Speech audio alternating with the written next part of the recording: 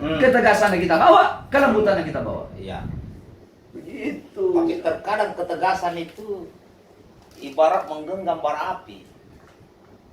Seakan-akan begitu. Jadi orang takut kalau tegas, nanti saya tidak dipakai. Bukan, maksudnya bukan itu. Mau dia tegas, mau dia lembut pembawaan dalam ceramahnya, itu nggak ada masalah. Malah Nabi, malah Rasulullah itu, anak lagi ngerokok sih. Malah Rasulullah itu kalau ceramah tuh, kalau lagi khutbah matanya memerah, suaranya lantang keras bagaikan pemberi peringatan perang. Bang Ruslan tentara, kapten. Bang Saleh mayor. Orang kalau mau perang bagaimana tentara? Apakah begini? Ayo kita perang. Saya bertanya. Oh enggak, Bagaimana suaranya coba? Oh lembek. Bagaimana? Ayo, negara memanggil. Siap. Siapkan semuanya, harus tegas. Nah, berikan. Apakah itu bisa dibilang radikal? Kan enggak. Enggak. Nah Rasulullah itu kalau khutbah begitu. Wahai para muslimin, wahai para muslimat. Oh, bagaikan pemberi peringatan perang.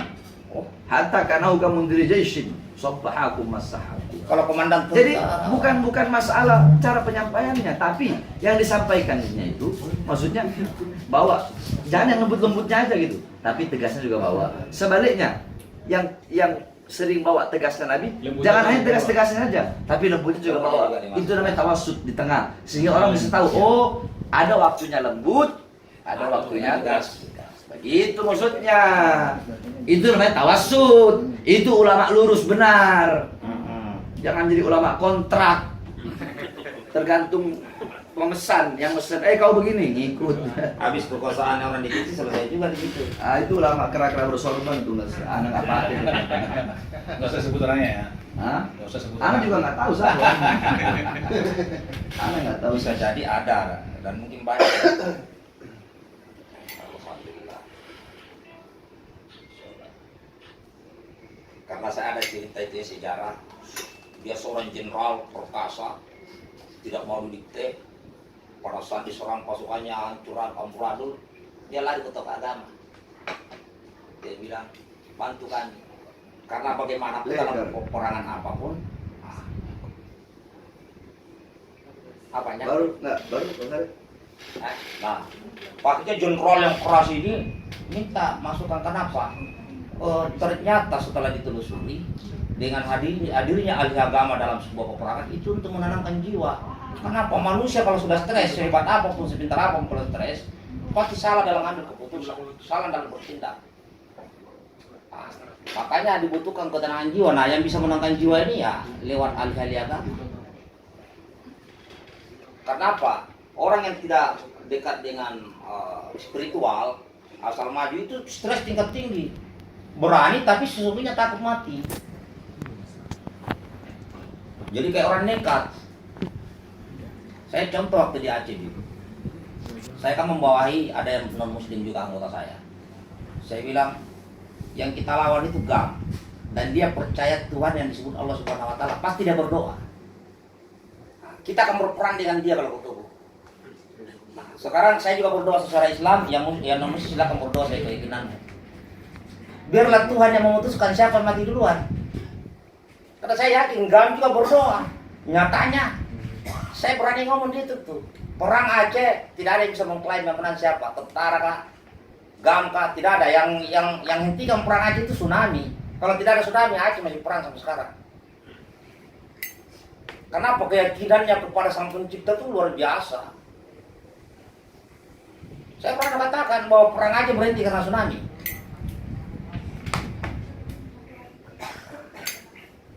Gam masuk, saya bilang, akhirnya yang gam-gaman, teman-teman gam komunikasi dengan saya, bilang, alhamdulillah kita masih berdua, kita masih bisa ngobrol-ngobrol.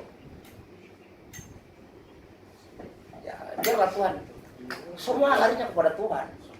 Orang yang tidak percaya Tuhan pasti dingin hidupnya, pasti. Makanya kalau ada jenderal atau pejabat yang menjadi ulama, saya bilang, tertutup sudah itu. Itu di mana-mana, mau di Amerika, jenderal-jenderal Amerika itu pasti ya God apalah bahasa Inggrisnya itu berdoa. Bayangkan sebelum ada Islam saja itu Yahudi apa ke sana semua itu dia percaya kepada yang namanya Tuhan, berdoa dulu sebelum berangkat perang. Yang dia tidak pernah lihat, tapi dia yakini bahwa ada Tuhan. Mungkin beda cara menyebutnya kali ya. sampai kiamat. Jadi saya berpikir kalau menjauhi ulama, apalagi kriminalisasi susah saya itu kriminalisasi ulama itu siapapun bagi saya kadang karena Iya, makanya kan dikatakan ada satu makalah begini. Khiyarul muluk alladzina ya'tunal ulama wa syirarul ulama alladzina ya'tunal muluk. Sebaik-baiknya pemerintah, sebaik-baiknya raja, sebaik-baiknya pejabat adalah para pemerintah, para raja, para pejabat yang mendatangi ulama.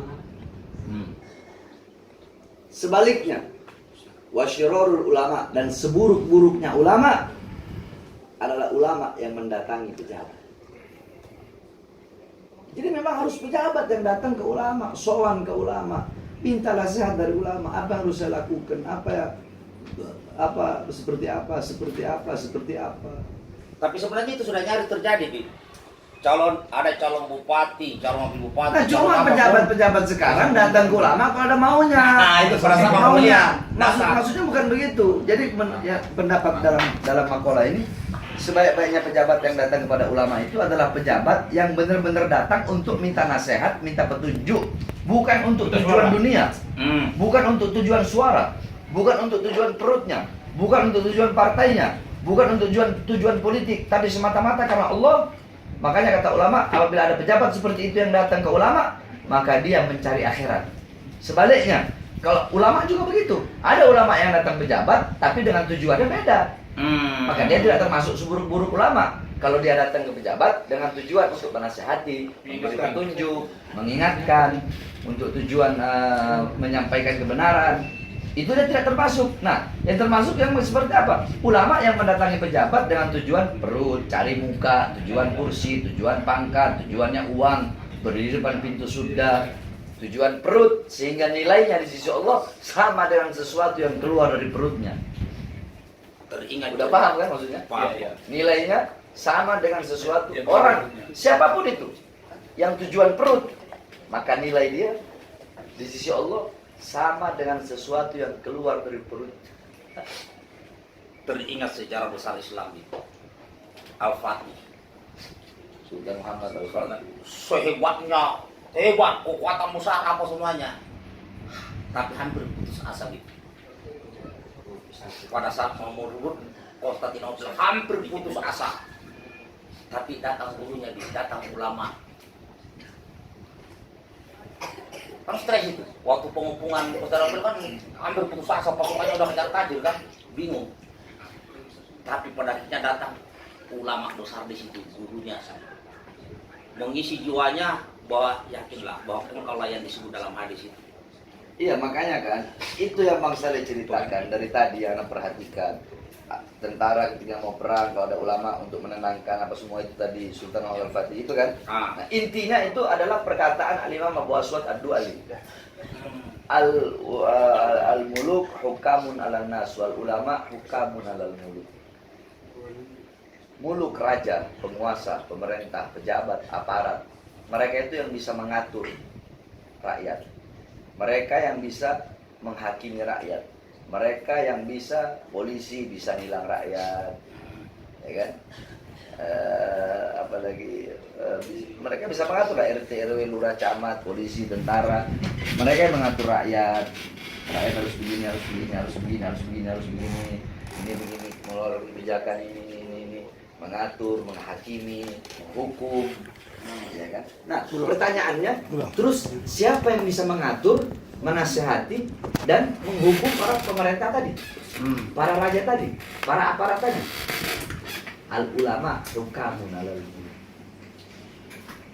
Para ulama, mereka lah yang bisa mengatur, menghukum, menasehati para muluk, para pemerintah. Itu santunnya. Itulah Sehebatnya Al-Fatih ya, raja. tetap harus ada ulama. Kalau nggak ada ulama udah putus asa. Karena ya ini tidak ada kedudukan yang lebih tinggi bagi seluruh manusia setelah Nabi, itu selain dari ulama nggak ada. Jadi kedudukan yang paling tinggi manusia ini habis Nabi, ulama udah. Sahabat kan termasuk ulama. Ya. Tabi'in termasuk ulama. Tabi'in termasuk ulama.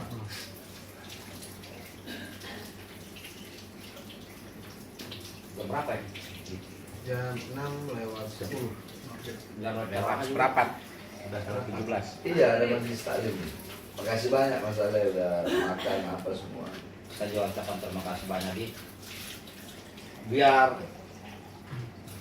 semakin yakin karena saya background militer bahwa ada cerita-cerita miring di luar sana bahwa Habib Bahar terlalu keras, terlalu ini. Saya bilang saya akan undang Habib Bahar biar kalian tahu bagaimana cintanya Habib Bahar kepada NKRI. Alhamdulillah harapan itu terwujud hari ini. Ya, karena kan di luar kan Habib Bahar begini. Saya bilang saya akan buktikan kepada kalian. Mudah-mudahan bisa adil Habib Bahar. Mas Ale, orang mau bilang saya keras. Saya keras. Bukan hanya saya, siapapun. Ketika mereka keras, ketika mereka tegas untuk membela bangsa, negara Indonesia, rakyat Indonesia, bangsa Indonesia, maka mereka lebih utama daripada orang yang lemah, yang lembut, tetapi diam melihat bangsa sengsara, rakyat menderita, rakyat tertindas, melihat tidak mau menasihati para pemerintah. Bang Saleh punya anak, anaknya Bang Saleh main di jalan. Bang Saleh marahin dia lembut, nak sayang jangan main di jalan nak. Apa? Kau jangan main di jalan kau. Kau main di jalan kau ah? Nanti kau ditabrak, bagaimana kau? Begitu atau kayak tadi? Nak jangan main di jalan nak. Coba tanya. Gimana? Ya, harus tegas. Nah, Kalau bilang jangan nak, iya Pak. besok begitu lagi dia. Begitu lagi dia. Jadi tegas keras itu. Kalau sekali lagi, kalau kita nggak cinta, kita nggak sayang sama ini negara, saya bodo amat. Saya punya pesantren, saya punya murid, ngapain saya harus nasehatin? Ada juga yang bilang, Bi, itu Habib Rizik sama Ibar itu mendirikan negara Islam. Saya bilang, mulutmu jaga kau. Banyak yang berorientasi. Banyak yang berorientasi, Bi. Saya baca itu, ngapain kamu ikut itu Habib? Itu mau mendirikan negara Islam. Saya bilang, jauh sekali cara berpikirmu kawan. Saya bilang, memangnya kalau mau mendirikan negara Islam, terus Intinya, sudah ada menteri-menterinya Pak. Indonesia itu udah harga mati, titik. Nah, NKRI udah harga mati, titik. Bagi anak ya, Ya. atau bagi yang lain. Pancasila udah harga mati, titik. Ya. Bhinneka Tunggal Ika harga mati, Merah Putih harga mati, Garuda harga mati, udah titik. mantap. Dan mudah-mudahan ini mewakili suara rakyat. Ya. Suara rakyat, suara bangsa, suara Merah Putih, suara Indonesia. Apa itu? Kami, para pemuda-pemudi Islam Indonesia, kami bersumpah demi Allah, selama darah kami masih merah, tulang kami masih putih, merah putih, maka selama itu kami tidak akan pernah menundukkan kepala. Kami akan berdiri tegak untuk melawan segala macam kezaliman, melawan para koruptor, melawan para pengkhianat bangsa, melawan para pejabat-pejabat biadab, para pejabat-pejabat yang menyengsarakan rakyat. Tidak akan pernah kami menundukkan kepala. Kami akan berada di barisan paling depan untuk melawan sampai titik darah penghabisan. Itu suara rakyat, suara Indonesia, suara Merah Putih, suara kami para pemuda-pemudi Islam. Sip. Maka rusaklah negara ini jika tidak ada lagi ulama yang mau mengingatkan kebijakan pemerintah yang salah. Rusaknya. Kita ingatkan aja masih rusak, apalagi kita nggak ingatkan. Tapi nggak tahu sekarang ya, anak nggak mengikuti perkembangan. Baru keluar penjara, nggak tahu bagaimana. Yang anak tahu Sambo aja. Yang lagi-lagi Sambo. Kenapa Sambo? Katanya Sambo bunuh orang. Oh, anak nggak tahu, anak kan di penjara nggak ini. Baru keluar Sambo bunuh orang. Oh. Banyak minta itu dari Sambo hukuman mati. Banyak sekali setiap saya polling.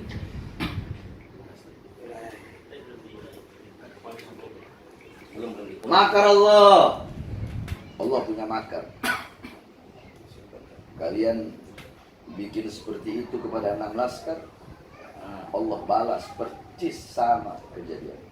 Tampakkan bisa lebih. Belum, masih satu persatu Allah buka. Belum. Tapi kayaknya KM50 mulai lagi hangat ini. Karena Oh, wajib. Sambo ini. Wajib.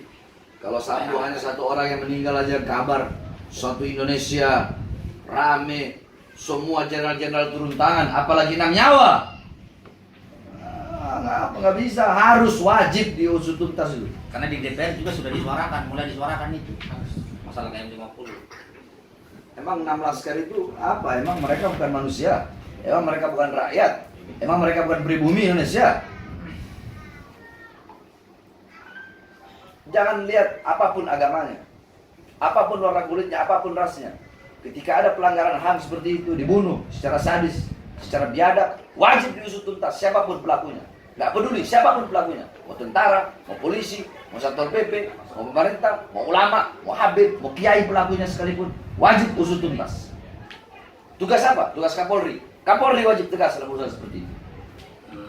Jangan karena yang meninggal anggota polisi terus rame.